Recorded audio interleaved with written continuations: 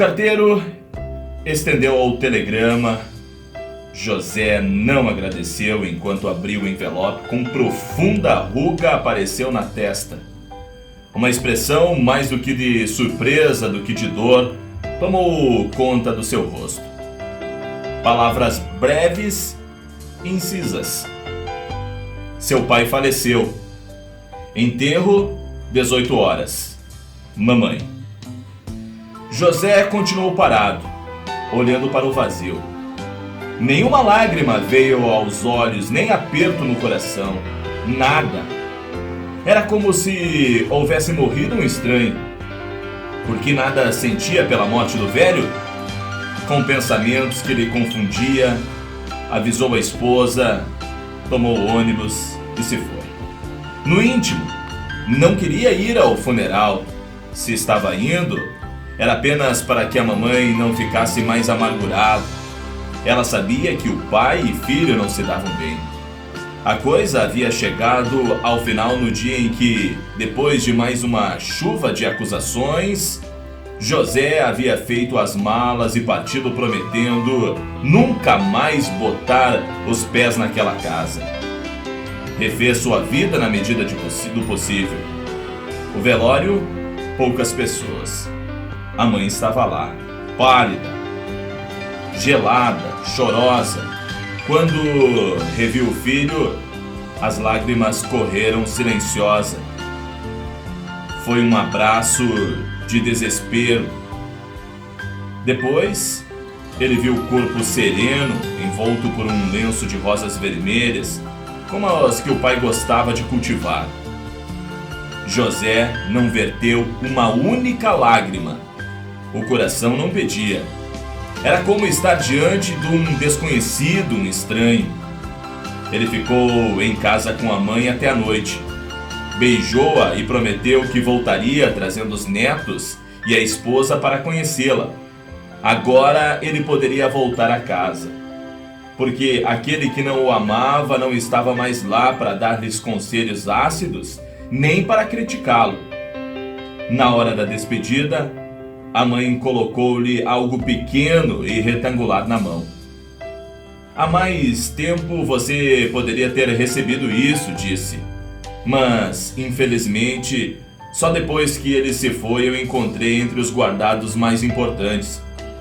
Foi um gesto mecânico que, minutos depois de começar a viagem, colocou a mão no bolso e sentiu o presente. Uma caderneta de capa vermelha. Abriu-a, curioso, páginas amareladas. Na primeira, no alto, reconheceu a caligrafia firme do seu pai. Nasceu hoje o José. Quase 4 quilos. Meu primeiro filho, um garotão. Eu estou orgulhoso de ser pai daquele que será a minha continuação aqui na terra. Hoje, o meu filho foi para a escola. Está um homenzinho. Quando eu vi de uniforme, fiquei emocionado e desejei-lhe um futuro cheio de sabedoria. A vida dele será diferente da minha, que eu não pude estudar por ter sido obrigado a ajudar o meu pai. Mas, para o meu filho, desejo o melhor. Não permitirei que a vida o castigue. Outra página. José me pediu uma bicicleta. Meu salário não dá. Mas ele merece porque é estudioso e esforçado. Fiz um empréstimo que espero pagar com horas extras. É duro para um pai castigar um filho, e bem sei que ele poderá me odiar por isso. Entretanto, devo educá-lo para o seu próprio bem. Foi assim que aprendi a ser um homem honrado, e esse é o único modo que eu sei de ensiná-lo. José fechou os olhos e viu toda a cena por causa de uma bebedeira. Os amigos tinham ido para a cadeia e naquela noite seu pai não tivesse aparecido para impedi-lo de ir ao baile. Lembrava-se apenas do automóvel retorcido e manchado de sangue que tinha batido contra uma árvore. Parecia ouvir sinos, o choro da cidade inteira, enquanto 4 caixões seguiam para o cemitério. As páginas se sucediam, ora curtas, ora longas anotações, cheias das respostas que relevavam o quanto em silêncio o amargurava. O pai havia o amado. O velho escrevia de madrugada, momento da solidão, e um grito de silêncio, porque era desse jeito que ele era. Ninguém o havia ensinado a chorar e a dividir suas dores. O mundo esperava que fosse durão para que não o julgassem nem fraco e nem covarde. E no entanto, agora José estava tendo a prova que debaixo daquela fachada de fortaleza havia um coração tão terno e cheio de amor.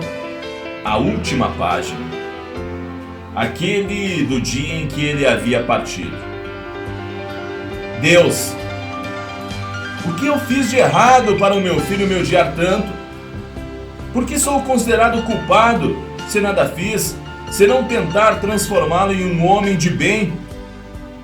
Meu Deus, não permita que essa injustiça me atormente para sempre, que um dia ele possa me compreender e perdoar, por eu não ter sabido ser o pai que ele merecia ter.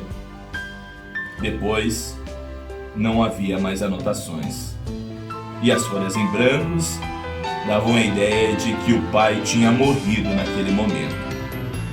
José fechou a caderneta, o peito doía, o coração parecia haver crescido com tanto que lutava para escapar pela boca. Nem viu o ônibus entrar na rodoviária. Levantou aflito e saiu quase correndo, porque precisava de ar puro para respirar. O dia amanhecia. Honre seu pai, para que os dias de sua velhice sejam tranquilos. Certa vez, ele tinha ouvido essa frase e jamais havia refletido na profundidade que ela continha, pois sua cegueira de adolescente jamais havia parado para pensar em verdadeiras e mais profundas.